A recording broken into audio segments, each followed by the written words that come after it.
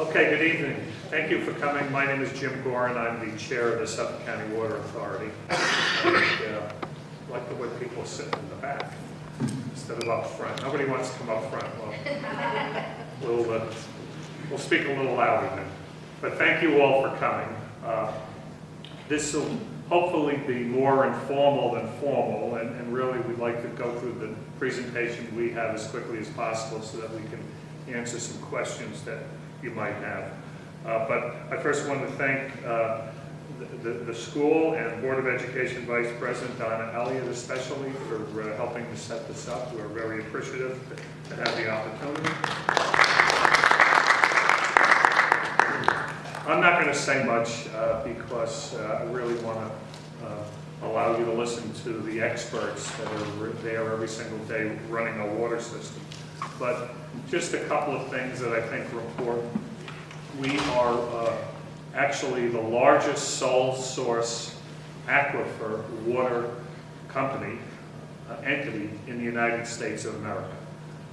We get all our drinking water from under the ground, and that's what makes us very, very unique. We're also one of the largest water entities in the country, and we're certainly the largest in Long Island. We've done a lot of things over the last few years to deal with our drinking water. You may see a lot in the newspapers about some of the challenges that we have every single day to make sure that we're providing you with quality water at the cheapest possible cost. There are many environmental issues that we're facing here on Long Island, and there are issues that we're facing as it relates to the aquifer where we get our drinking water from.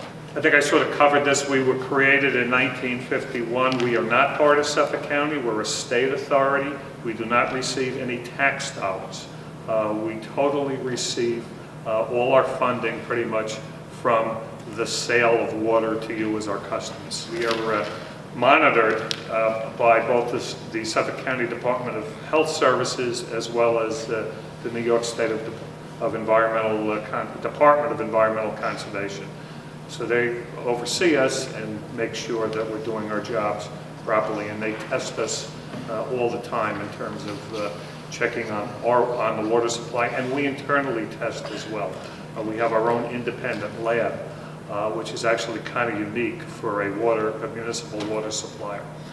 So without further ado, what I'd like to do is I'd like to ask County Legislator Tom Donnelly to come up. Tom has worked very closely with us, with the town of Babylon during his time as a town board member. We like to partner with the town, and Tom has worked very closely and has been very active, and I know on a lot of environmental issues within the town of Babylon, and now we're thrilled that he's a county legislator, and he's going to be continuing his public service, and we look forward to working with him. Tom? So when this opportunity came, the staff from the Water Authority, they've been hosting these community meetings, and I thought it would be a good idea for this area to kind of get a little overview. So I contacted some of the community leaders, Donna Elliott through the Board of Education, as well as John Sestero from the Community Association. Danielle Laycock is here from the North Babylon community, the Parkdale Civic, about trying to have an informal sit down with the staff from the Water Authority and invite some members from the community. So you don't really need to hear from me other than to say, like, water quality in this area is a priority, right? We want to make sure that the quality of the water is good for our families and our kids and ourselves, and I feel very confident in the staff that we have at the Water Authority under Jim's leadership. They've been doing this a long time, so you don't really need to hear from me. So without further ado, we'll give it to these guys, but thank you everybody for coming. Thank you so much, Tom. All right, so now I'm going to ask Tim Kilcommons, our chief engineer, to come up, and he's going to be talking basically about operations and the way our local water infrastructure works. Tim? Thanks, Jim. Yeah. Thanks everybody for turning out tonight. I know the weather wasn't what we expected today.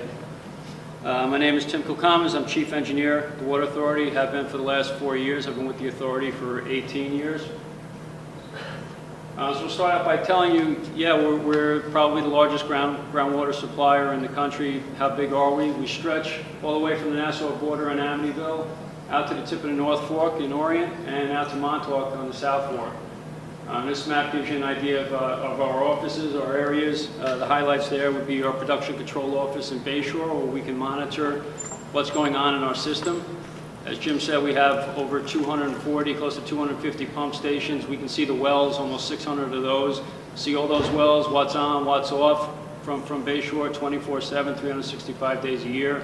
We can tell whether we have power to the station. We can tell whether our generators have kicked on, how much fuel are in the generators, what the chlorine residual is at the sites, and what the pressure is from the sites.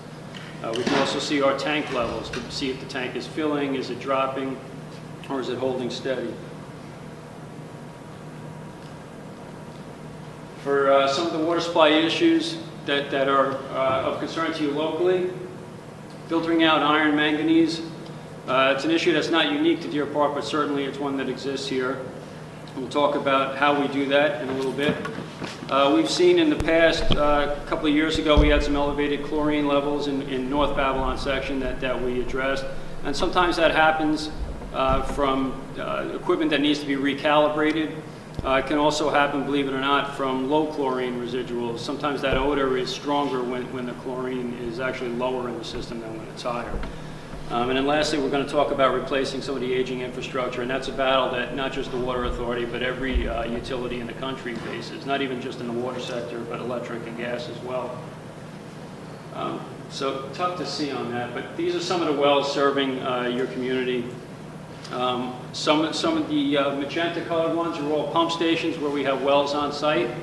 We do all the chemical addition that we do here is chlorine for disinfection purposes.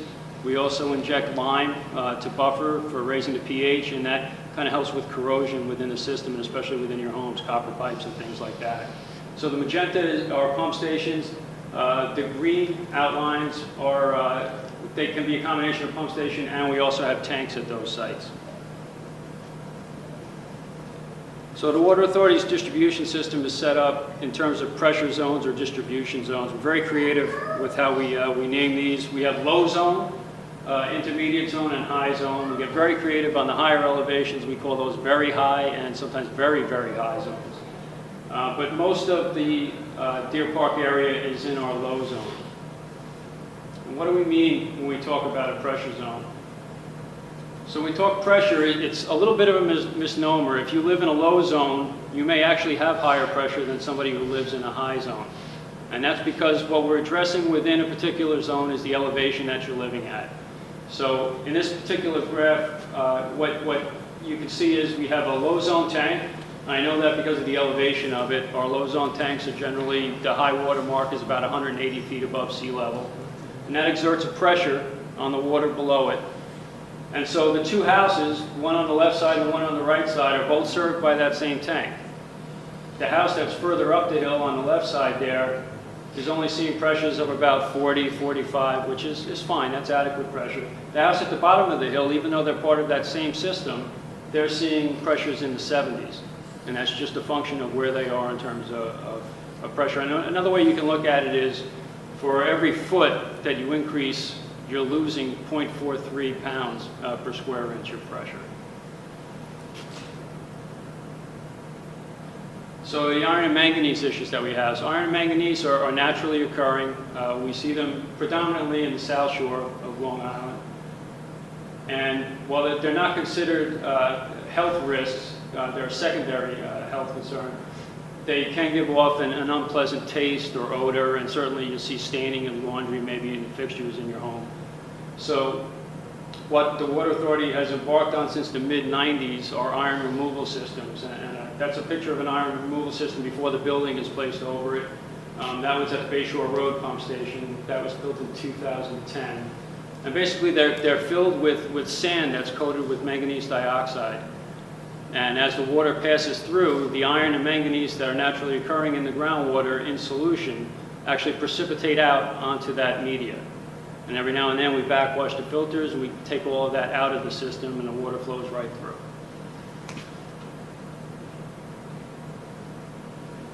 Here's a couple of the systems we have in this area. We have Sawyer Avenue, which was the first one in the Deer Park area. That one was done back in 1999. August Road was done in 2005, and then Bayshore Road, as I said, was 2010. So the water that's coming into our pump stations, where does it come from? And this next series of slides is kind of just to give you an idea that a lot of people think wherever the well is, that's where the source of contamination could come from. If I spill something on the land directly above the well, that's what's going to contaminate that well. So if I live 5 blocks away or if I live 2 miles away, I don't really have to worry if I'm connected to water. I don't have a well on my property, I'm connected to a water main, and that pump station's far away. And that's not actually the case. So what you can see here on the right side, there are 2 wells in the corner there. One is a shallow well, one's a deep well. Shallowest well in our system is 25 feet. That's out in Greenport on the North Fork.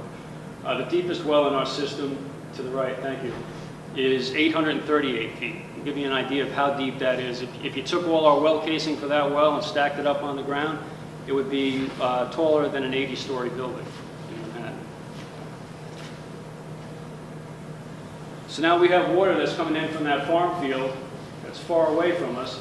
And when I see farm field, besides thinking of whatever crops they might be growing, what I'm thinking of is maybe they're adding pesticides, maybe they're adding herbicides, and certainly they're fertilizing. So what happens to that groundwater? It gets down into the aquifer, and the aquifer has a natural flow to it.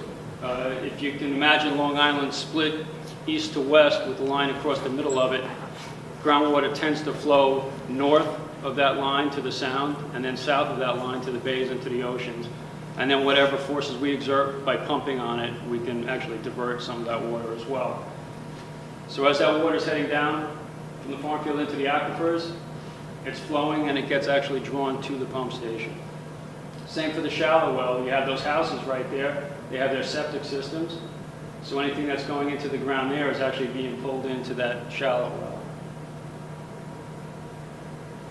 And from that, we have what we call the source water assessment plan that's done by the county and the state health departments.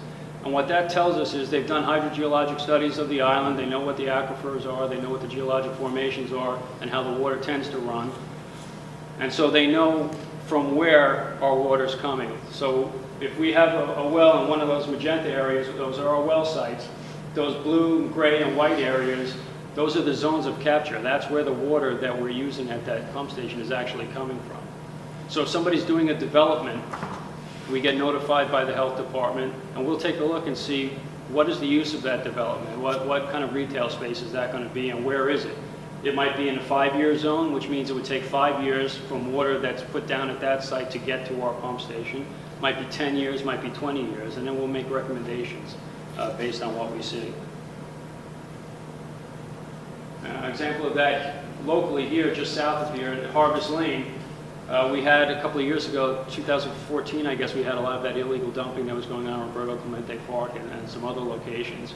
And one of the locations, I believe on Brook, was in the capture zone for Harvest Lane.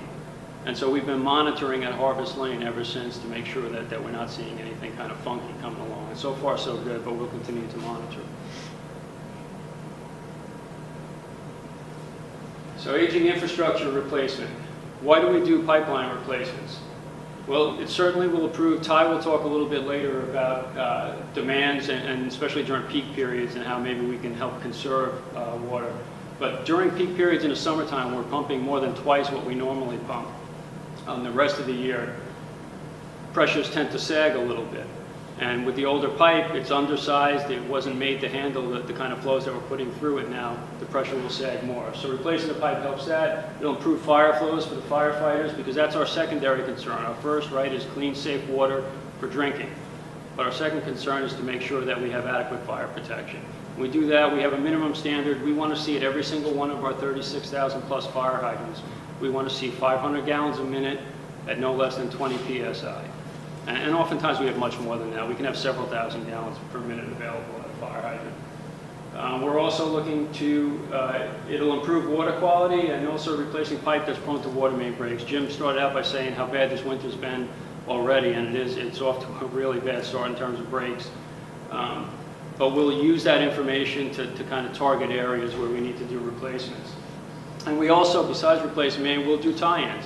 And we do tie-ins, which is just connecting dead ends of pipe to make a gridded system or a loop system. And that helps with fire flows and also with water quality by improving circulation. So here's a shot of the main breaks for the past 2 years. So you can see there's almost as many blue dots representing 2018 breaks as there are for all of last winter.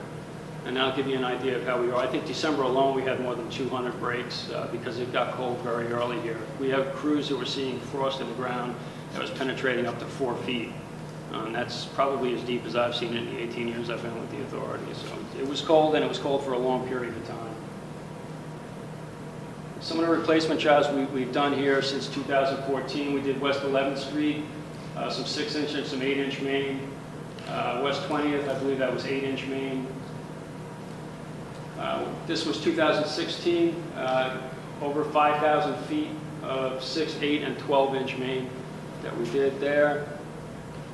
9th Street, we did a dead end, a 6-inch replacement, about 400 feet. And finally, over a mile of pipe on Deer Park Avenue, running north from Montauk Highway that we did. And that was all 6, 8, and 12-inch. And that's pretty much it for the distribution. And now I'd like to introduce Tom Schneider from OLED.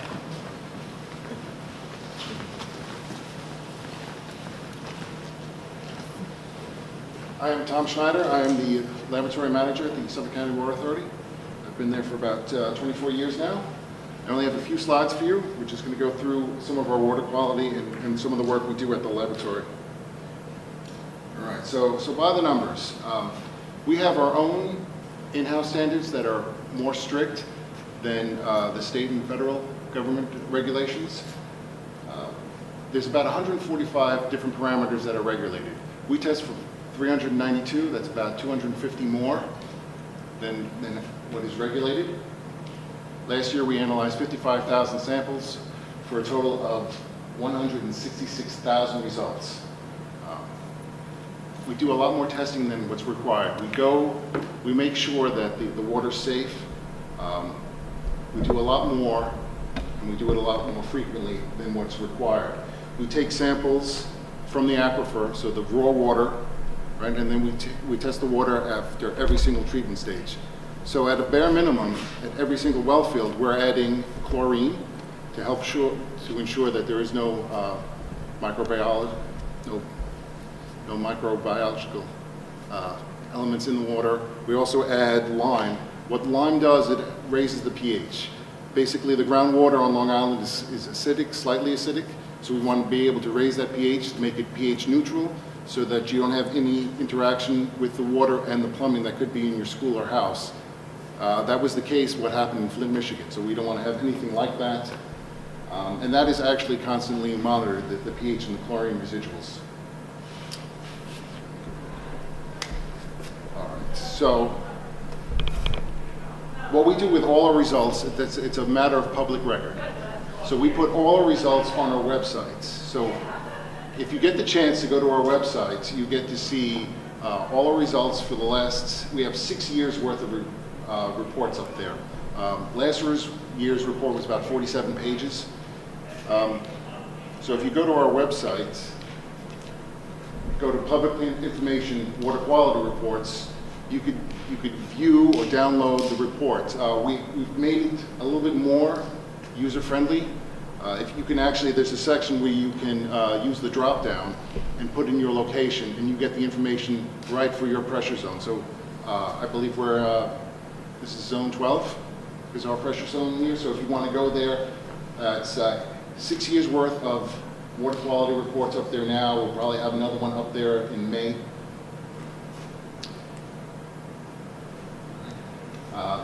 This is a slide of some of the high-end test equipment we use.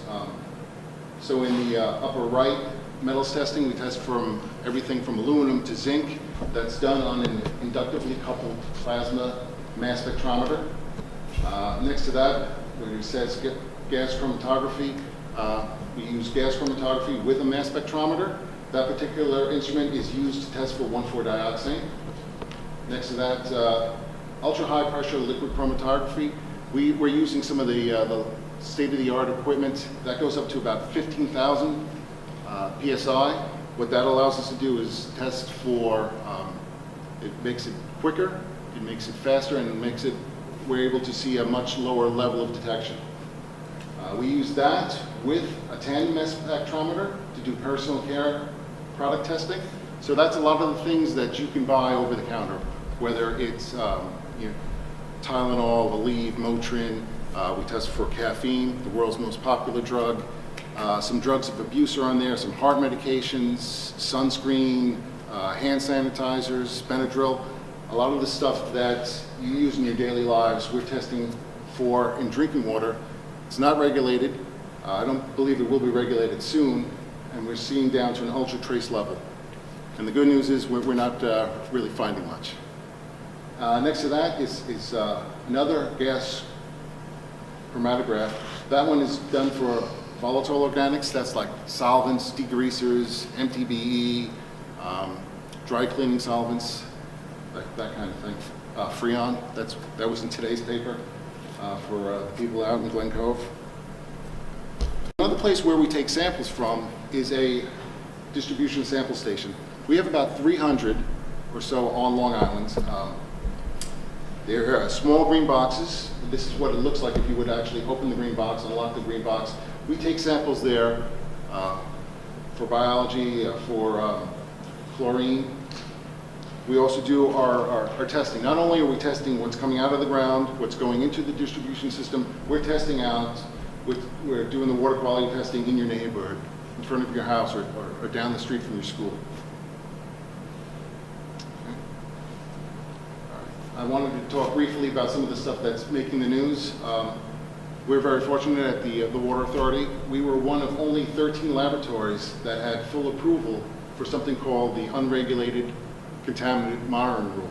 And we were the only laboratory in the Northeast that was doing all the test methods. So some of those results have been in the news. The first set of compounds is something called perfluorinated alkyl compounds. That's PFOS, PFOA. That's found in firefighting foam. It's found in Gore-Tex, Stainmaster, Scotchgard, a lot of the coatings that make pots and pans, non-stick. And it's also in a family of compounds that's used for packaging for fast foods to make the containers grease resistant. We're very fortunate in this particular area, in the Deer Park area, we don't actually have any positives for PFOS or PFOA. That's also true of hexavalent chromium. We've actually been doing total chromium testing since 1992. We actually haven't seen an increase in our total chromium levels. That's another issue that we don't really find in the Deer Park area. We do find some hexavalent chromium that is naturally occurring. It's part of the rock that makes up Long Island towards the North Shore. And the final one that's been making the news quite frequently is 1,4-dioxane. 1,4-dioxane is used as a stabilizer in a lot of solvents. And unfortunately, it's used, it's in a byproduct of a lot of consumer products like shampoos and detergents. Once again, we don't find that in the Deer Park area. But if we did, this is the technology that removes it. This is our advanced oxidation process. This is the first one of its kind in New York State. Basically what this is, it's a reactor that uses UV light and uses peroxide to make a hydroxyl radical that destroys the 1,4-dioxane. Now we use this with something called granulated activated carbon. So it's a picture of what the system looks like. It's usually in a building that holds about 40,000 pounds of carbon. The carbon media is basically very fine carbon. We have two sources. It's mined like coal, or we use coconut shell that's been processed. Basically, the great thing about granulated activated carbon, it removes pretty much anything that's organic, whether it's a pesticide or herbicide. So we'll use this out east in farm countries or places that have been historically farm communities. We could also use it in places to remove solvents and degreasers and things like Freon. And we actually tailor the carbon media to what we're trying to remove. And it's very important to test these filters on a regular basis. You want to know what's going in and you want to know what's coming out. I think currently we have about 134 systems. Let's see. Now I'll turn it over to Ty. Thank you.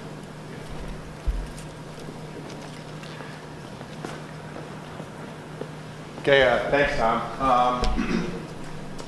My name is Ty Fuller. I'm the Director of Strategic Initiatives and also the lead hydrogeologist at the Suffolk County Water Authority.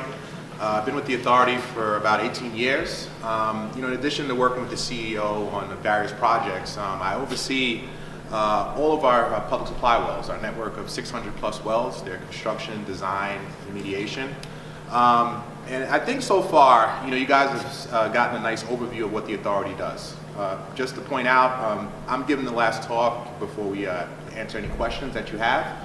But you can see through the overview we gave, Chairman Gaughran, Jim Gaughran explained what the authority is, what we do, the fact that, we don't take tax dollars. The money that we generate is through the sale of water. Tim Kilcommons explained your area, the fact that we've made improvements to improve water pressure, what we've done to deal with naturally occurring iron. And also Tom Schneider from our laboratory explained, the various testing that we do, some of the most stringent in the country. And, it's good to know that you have some of the best water quality in the area.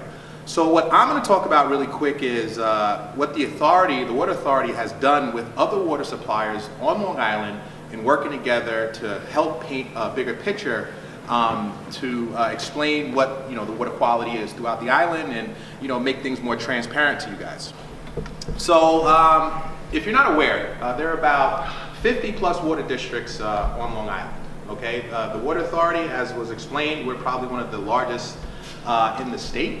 We're probably the largest groundwater supplier in the nation, or one of the largest in the nation. But there are, various water suppliers out there. Even in Suffolk alone, you have, 5 other water suppliers.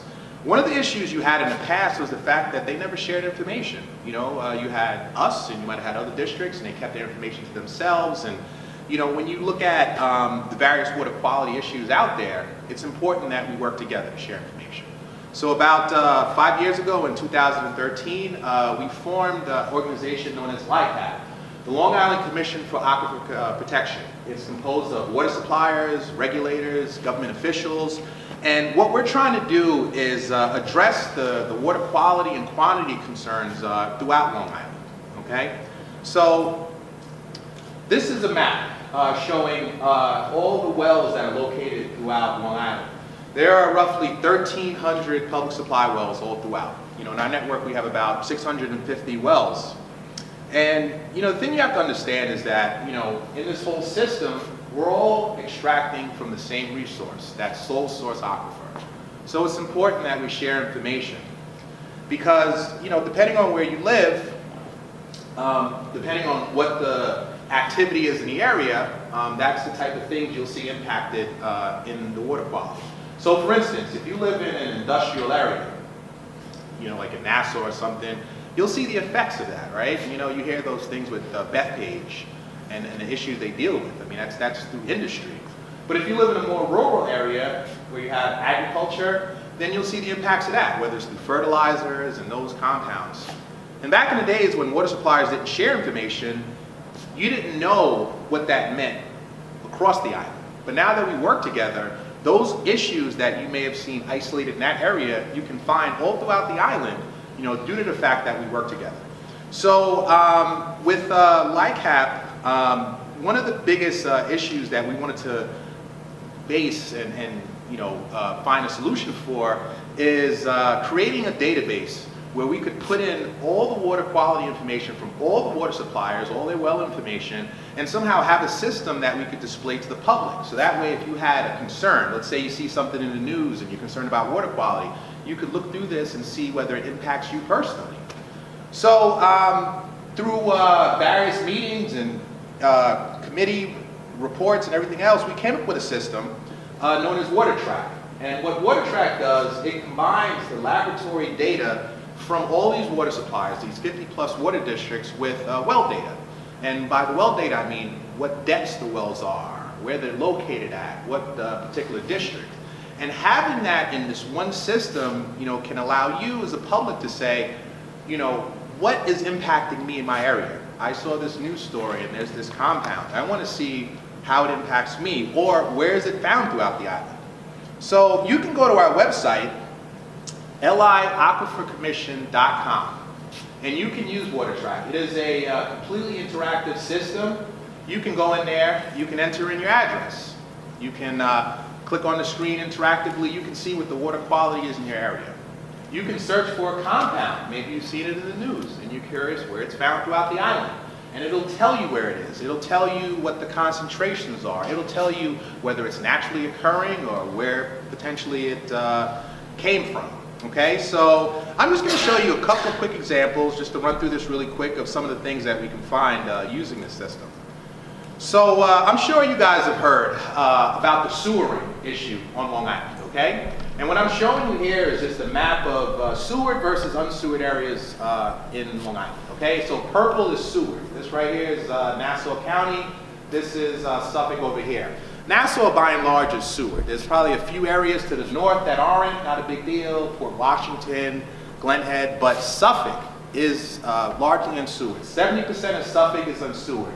The exception to that really is the Southwest Sewer District. So anywhere around southern state, kind of that's where you have the sewered areas. And obviously the issue with sewering is, they assume that it prevents the nitrogen from getting into the bays, and you have the issues with algae blooms. So that's been a hot button issue with that. But in Suffolk, we do have protected areas. This right here in the green is the Pine Barrens region, and this is an area where essentially development is prohibited, okay, for the most part. But anyway, what I wanted to see with the system is how spread out is nitrates, because that's what the focus is with this sewering, nitrogen.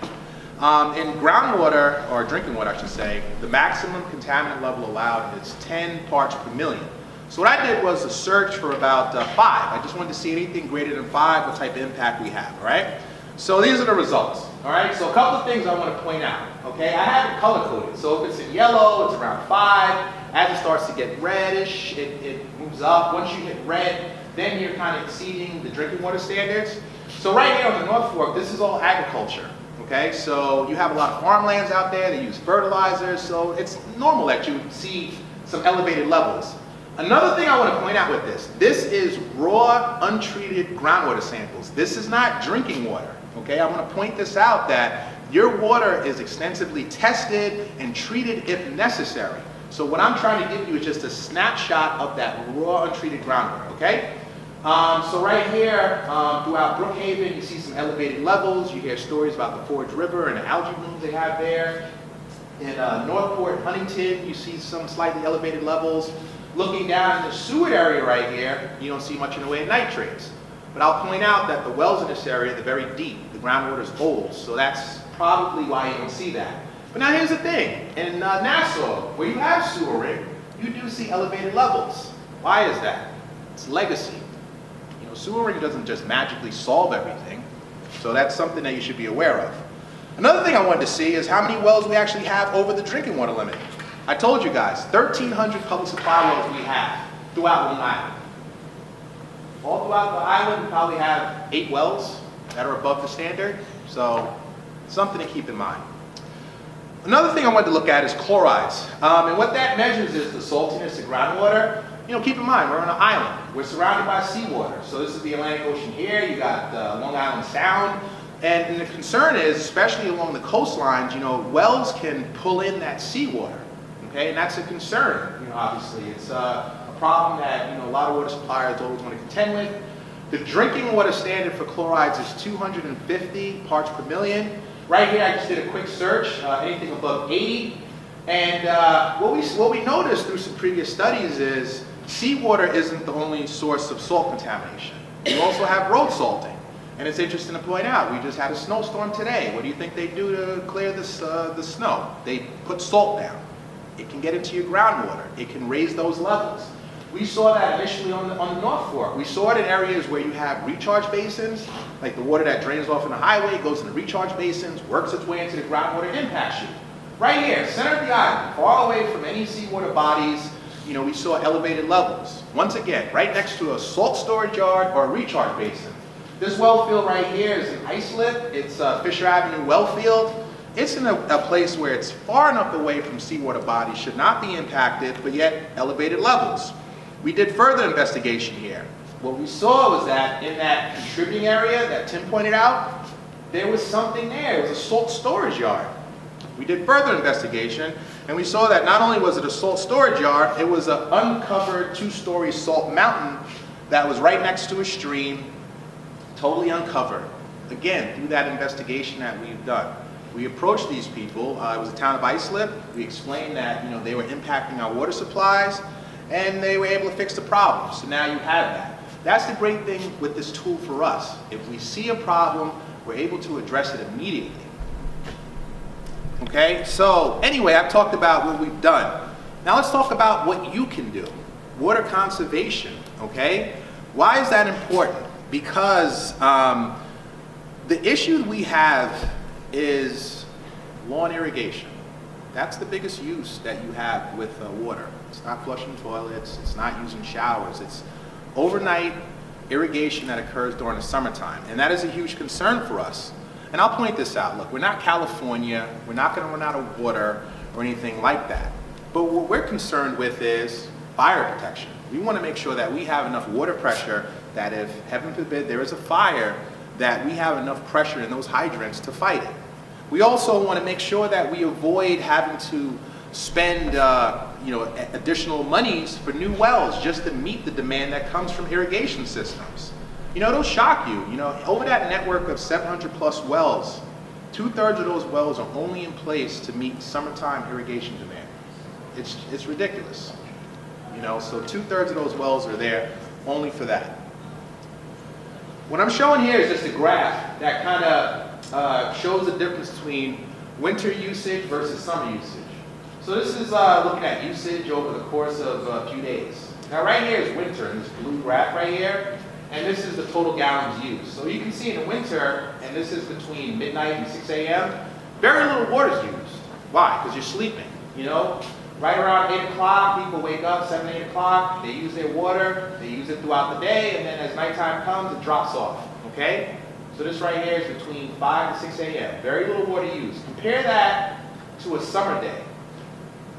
20 times the amount of water is being used. You know why? Because most people have an automatic timer on their sprinkler system. They set it between midnight to 6 a.m., it all kicks in, and that's what happens. And the difference is, in that period where we use 25,000 gallons in the winter, over the summer, you're using close to 500,000 gallons.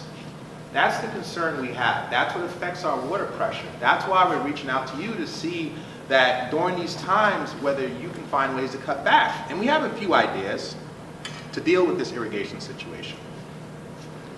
So the average customer uses about 130,000 gallons, roughly. But most of that, like I said, 70% is probably between May and September during that summer month. We have some big users. They've written articles about it out east. They've used 20+ million gallons. And that could be from other systems they have in addition to irrigation, geothermal systems. But one of the things that you can do to deal with this summertime irrigation is little things. For instance, one tip is odd even. Okay, very simple. If you can set the timer on your irrigation system, grass likes to be stressed. You do not need to water every day. That can cause fungus problems. So just having an odd even setup is very helpful. Another thing is adjusting your sprinkler system to run between 9 p.m. and midnight. As I explained, most people use their irrigation systems between midnight to 6 a.m. That's when you have the greatest demand. Shift it a little earlier. That would be very helpful because at that point you have more water pressure and it's helpful for all the other people and it's going to help us with that fire flow protection and not having to have other wells. Right here, this is right around 9 p.m. to midnight. Not a lot of water being used, so you're going to have more water pressure. This right here is our peak period, right around 6 a.m. And this is when all those wells are being used because we're trying to meet all of these sprinkler systems that are being used. That's the difference.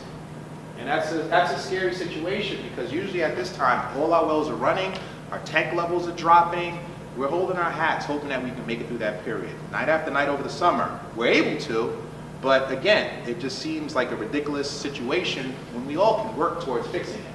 Another program we have is known as the WaterWise Club, where you can qualify for account credits up to $50 for purchasing various items like low-flow shower heads, faucet aerators, irrigation timers. Okay, you can actually visit our website to get the form. It's the East End WaterWise Club, and I can show you where it's at on the next slide. Another program we have is known as a WaterWise checkup. Again, you can go onto our website to check this out. What you do when you sign up for this program, we will come to your home, we will assess your water usage, ask you a series of questions, and we will give you a roadmap to save, to conserve. And that benefits you because you'll see a reduced bill, it benefits us because we'll see the reduced water usage, and it benefits the environment. So anyway, on our website, you can visit the main page. It's going to be on your right-hand side. That's the WaterWise program. You know, click on it, sign up. We'll get a representative out to you, free of charge. And finally, a couple other tips just to conserve, just reducing your shower times. Cut back 5 minutes. You'll save a lot, 1,000 gallons a month. Also, you know, turn off the faucet while you brush your teeth.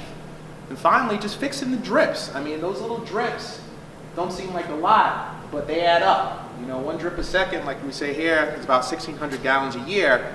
Across the country, that's about 1 trillion gallons. So when you think about places where they don't even have water, think about how much we're wasting. So anyway, these are a couple of easy measures for higher water pressure. And with that, we'll wrap up and have questions if you have any. All right, thanks, Ty. All right, anybody have any questions? Yes. So my question is there a normal lead level that you're looking for if there's an elevation? What would be considered elevation? Okay. Tom, you want to? Lead is actually not naturally occurring in our aquifer. Right? We don't find it in the groundwater. The issue becomes with anything that's made with lead, anything made with brass has a trace amount of lead in it. So what we do is we add lime to bring up the pH, right? And we actually test. We know what's going into the system, and I showed you we have those sample stations. We know what's going on in the distribution system. We're actually very fortunate that we are essentially post-World War II on Long Island, right? So all our construction is newer than that, and we don't actually have any lead services in our distribution system, unlike places like Washington, D.C., Philadelphia, New York, where they have these older lead services.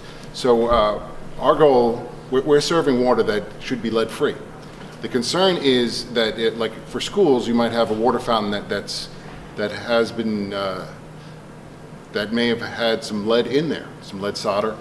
So now we actually worked with a lot of the school districts. We had a symposium about how to test for it, how to remove those fixtures, how to go about doing what the state wants you to do. So you really should have no lead in your house, and you want to make sure that when you do have a plumber come by that they use lead-free solder. And it's not coming from the water, it's actually coming from the fixture. Does that answer your question? Thank you. Thanks, Tom. Yes. I have water coming out of my shower and it comes out rusty. It flows rusty after a while. Well, I handle a lot of the customer complaints. Sometimes you actually need to flush out your water heater. Like, are you getting rust everywhere or just certain places? No, just to the shower. Just to the shower head. My first guess would probably be the water heater to make sure that's flushed out, because How do you over do time, I do it on my own water heater. There's like a spigot at the bottom, and you just drain it out. You might need to get a plumber to look at that, but that's usually the concern. In Deer Park, we don't really have a lot of iron. I mean, we do have a couple of places further south, North Babylon, that has iron, but we're removing the iron. When I looked at the water quality data from around here, there isn't much. So my concern for you would probably be what's going on inside your house. Like, we could go out and take a sample, you know, from the hydrant or from one of our sample stations to show that there isn't any iron. Do you have that machine with you today? where you can test what's in the water? Basically, we send out, like if you would call up customer service, they would send somebody out to your house to collect the water sample, and we could see what was going on. That's probably my guess. My guess is it probably is the hot water heater or something going on in the house. If you would run just nothing but cold water, does it come out rusty? No. That's the Yeah, that's the hot water. That's the hot water heater. It may be as simple as flushing it out, and then rather than replacing it, depending on the age of it. But that's actually not uncommon. Yes? Aside from the lime, are any other chemicals added to our water? Well, every single well field uses chlorine, right? We have a chlorine, we're aiming for a chlorine residual of about 1 milligram per liter. We add lime. In a couple of places, we actually add phosphate to keep iron and manganese in solution. But those are the only three. The other treatment processes that we use filter something out. We're not really adding, at that point we're removing them with the GAC or any kind of resin or to remove iron or manganese. We're also required by law to add chlorine. Yeah, and we add phosphate, that's more along the lines of not being Flint, Michigan. It's a corrosion control, so we're sort of, it sort of lines the inside of the pipe. So even if you had a pipe that had lead in it, if you had lead solder in there, by using phosphate and lime, it actually seals the inside of the pipe. So now your water's not interacting with the metals inside the pipe. I need to know, are you responsible for pumping out the hydrants on the street to make sure of the Yeah, so the pressure? Our construction maintenance department has a flushing program, an annual flushing program where they'll come, and it's to help clean out the water mains. It's also to assess the strength of the water system. We also have, in addition to the flushing program, a hydrant inspection program where every hydrant in our system, all 36,000 of them, are tested generally about once a year. Usually it's a little better than that, probably every 10 months. And as part of that test, they'll flow the hydrant. So that's... Yeah, on the website, it'll show when we're flushing in a particular area, there'll be a notification on the site. And there's also I believe, an emailed notification that goes out. We used to hang notices on the doors, but that was very labor intensive. So now we do phone calls as well. Yeah. Yes? Sorry. Yes, Mr. Town I'm sorry? You can, yes, and people who switch over from a private well, a lot of times that they're very sensitive to it, they'll smell it. If it's very strong, as I said before, there are times when a low chlorine residual will result in a higher odor. Right? There's a chemical reason for that. It's because the chlorine is reacting with things in the water that are kind of drawing down its strength, and so it gives off almost like a swimming pool smell, but it's there, and oftentimes we confuse that because we can smell it now. We think to ourselves, like, there must be a lot of chlorine in the system. It's often, in fact, the opposite. There's just a little bit, and so there's a balancing act. As Tom said, we're injecting chlorine at every single one of our pump stations to disinfect the water. And so what you're trying to do is make sure that there's some chlorine out at the furthest reach of the distribution system, right? So at the end of that long dead end of water main, there still has to be a little bit of chlorine in there to make sure that we're not growing anything, any kind of biofilms or anything inside the pipe. So it's a balancing act. You don't want to overpump at the station because people close to the station would be sensitive to that, but there needs to be enough in there so that it's there at the end of the system where the last person is taking it. Yes, sir? The reason I came this evening had to do a lot with what I spoke about earlier, and that the water here on Long Island pollution is involved. Okay, here in Suffolk County, Steve Malone is trying to get a new system put in, different from what we had before, just plain old wells, to these specialized wells, which is going to cost a lot more money. The advanced septic. Cesspools. The cesspool, Yeah. I'm sorry. Yeah. The cesspool, what do they call them? The advanced septic systems. The advanced septic system, right? And what I understand from you guys is that the water that's coming into our house is relatively little of any of these nitrates or anything else. Certainly none of the others. So what's ever going into our cesspools or whatever can't be any different.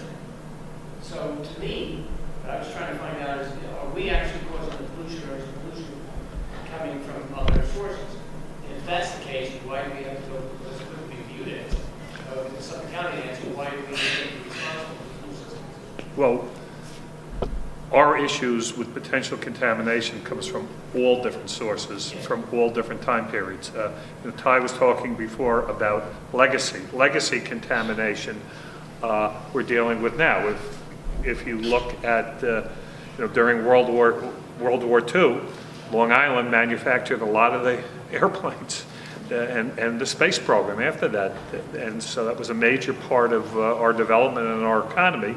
But back then when they did that, they had no idea what they were doing to the drinking water. And so sometimes it takes 50, 60, 70 years for something to actually, get into the aquifer that we then have to deal with when we're supplying the water. So there's a lot that we have to deal with that is because of problems and issues of the past, and it depends on what level we're pumping the water out of. But nitrates is something that is probably going to be the big future problem that we're going to have, because everybody who has a cesspool that's leaking also that comes just right through your lawns.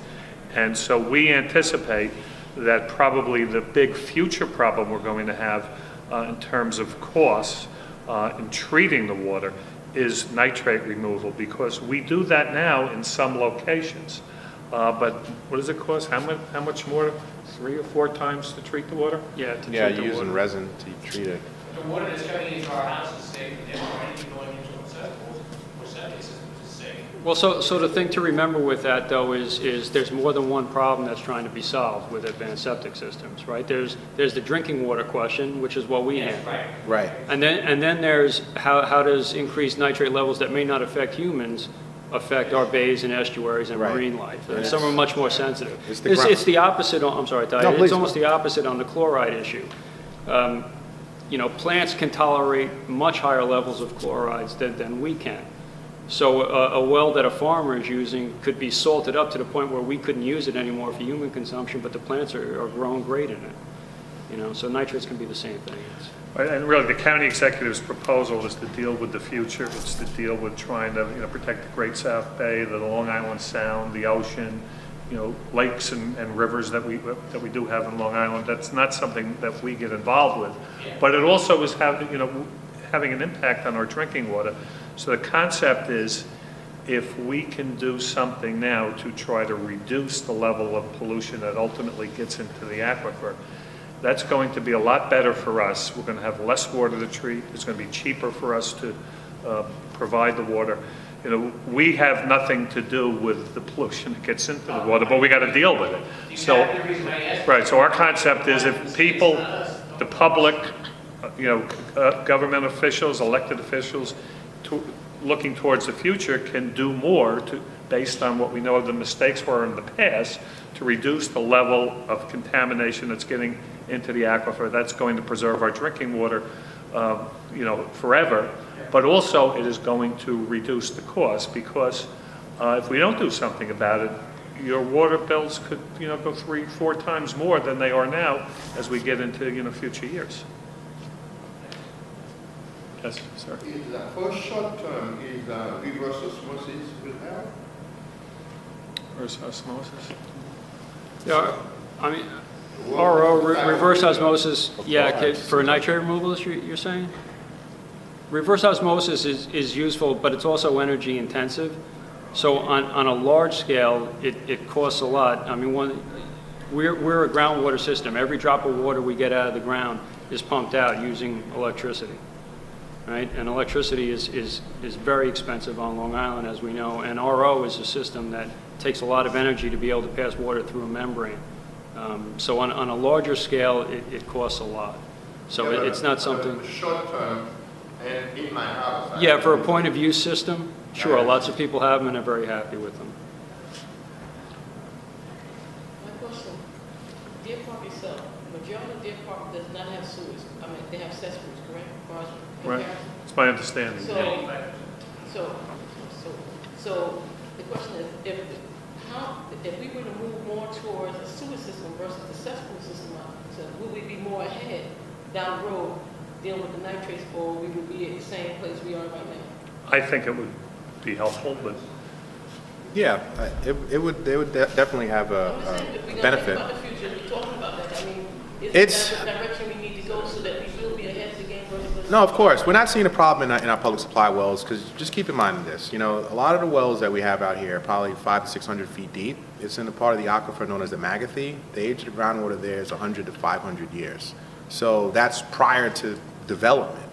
But that's going to catch up eventually. That's what I was trying to point out what you see in Nassau. You know, you have sewered areas, those wells are deep, but again, that legacy starts to work its way down. So it's a double-edged sword. You know, you may not see that impact from those improvements, but it'll eventually get there. You know, right now it's more of a groundwater issue. That's so you talk about the algae blooms and those issues. You know, but from, you know, the water drinking standpoint, you know, of course, yeah, over time it will work its way in drinking water. I have a question. I'm in North Babylon. The water mains themselves, we've been getting lots of water main breaks, and I know the infrastructure probably has to be updated. The pipes are 60, 70 years old. When is that going to happen, or is it going to happen? It is. Last year alone, we budgeted over $12 million just for water main replacement. And that's from a capital budget that spends probably just north of $50 million in a year. So almost a quarter of that was earmarked towards replacement of water main.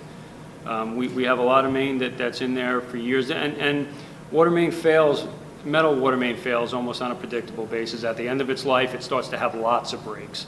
During the middle of its life, for long periods of time, we had a main on Fire Island Avenue in the village of Babylon that we just retired a couple of years ago. It was installed in the late 1800s, and it provided great service all that time. But towards the end, last few years, multiple breaks on it. And that's the trigger, and that's when we know. The other thing we do is to make our budget money go a little further, a little better bang for the buck, is we'll canvass the towns and villages to ask, what roads are you repaving this year? You know, because if we can save some money on that end while the town is doing the road, we can replace more water main for the same amount of money. So we do things like that. Do you know when the timeline would be for the North Babylon area, specifically north of Southern State Parkway? Not off the top of my head, no, sorry. Okay. And also, I know there was that issue with the chlorine spikes in North Babylon. I was one of the residents that had that issue. Okay. Has that been cleared up? Yeah, my understanding is production control department went back and they calibrated some of the chlorine injector pumps, and that the issue, to what I've heard, has not come back, and you can tell me different. Okay. Uh-oh. I mean, it has been okay. That wasn't a yes, it's been okay. It's been okay. On occasion, I do smell it still. Okay. So I'm not sure if it's the low residual or not. All right, well, if you can give me your address afterwards, I'll be happy to send somebody out and we can take a look. Okay. Sounds good. Miss, one for Dioxane, that's what you're speaking about? I think. Yeah, locally, that it's not an issue for Deer Park, North Babylon. There are issues, certainly as you get closer to the Nassau-Suffolk border, is one issue. The pilot project that I showed you, that was in central Islip, close to where there's a lot of industry. I think last year we ran about 3,000 samples for 1,4-dioxane, which is way more than, say, a place like New York City that has 8 million customers. They only ran a handful of samples. Part of the reason for that is we have almost 600 wells, so we have to do that on a regular basis. We have a very good handle about where we find it and how to treat it and where it is in the distribution system. But it's one of those things, it's making the news, but it's not really impacting this community. Miss, you had a question?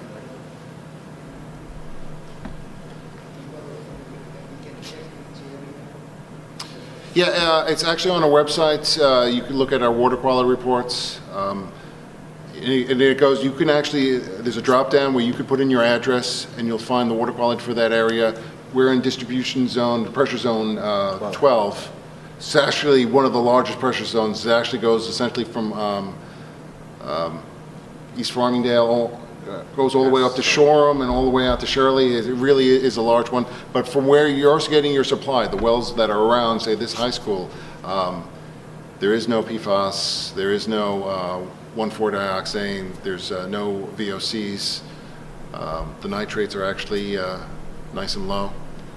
A little bit of iron if you go a little bit further south, but that's really the only water quality issue.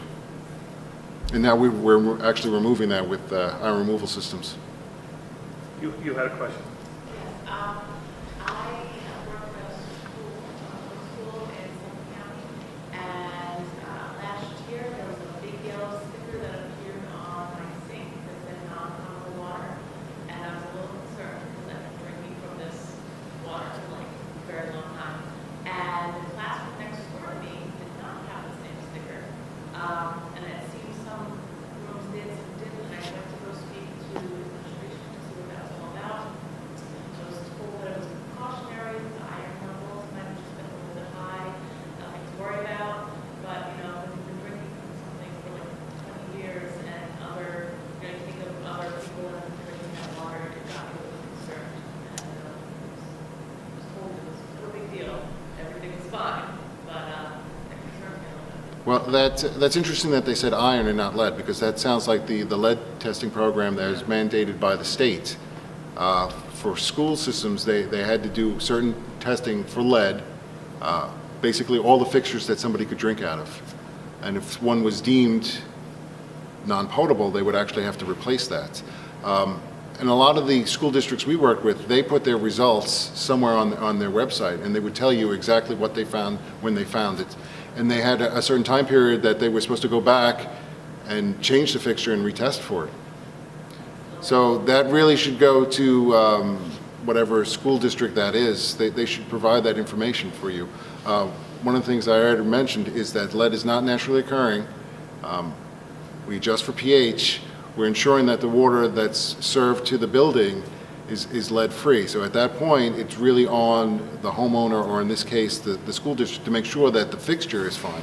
They actually made some terrible fixtures in the past that contained lead in them. So that's more of a fixture, so that would be feasible to run? Yes, absolutely, absolutely. You know, and looking at a lot of the data from these school systems, maybe 10% of the fixtures, like as an average, were deemed to be replaced. Yes, sir.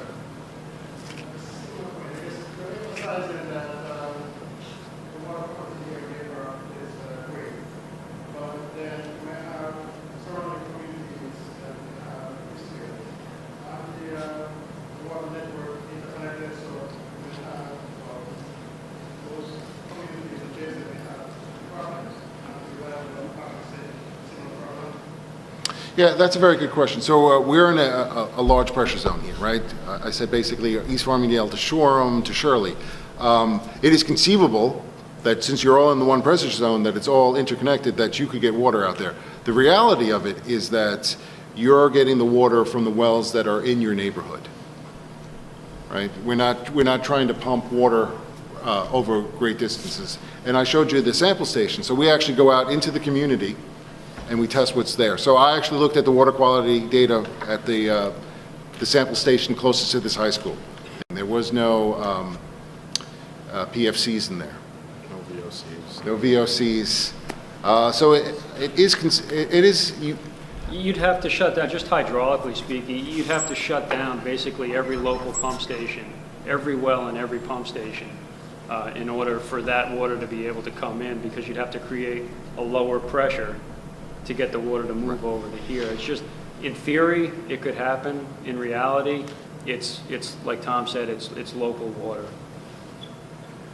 All right. A couple more questions? Yeah, some of the illegal dumping that's been done, like in Deer Park, on Brook Avenue and the back, has any of that legal dumping, we don't know what form that was in there, has that had any impact on our water system? No, but we are constantly testing, as Tom pointed out before. We're zeroing in on that particular location and other parts of the island where the dumping is taking place. And we've spent a lot of money to do some extra testing, and so far we haven't found any issues as a result, but we're going to continue to test because that's a concern. After the water main break, should we be having knocking on the pipes?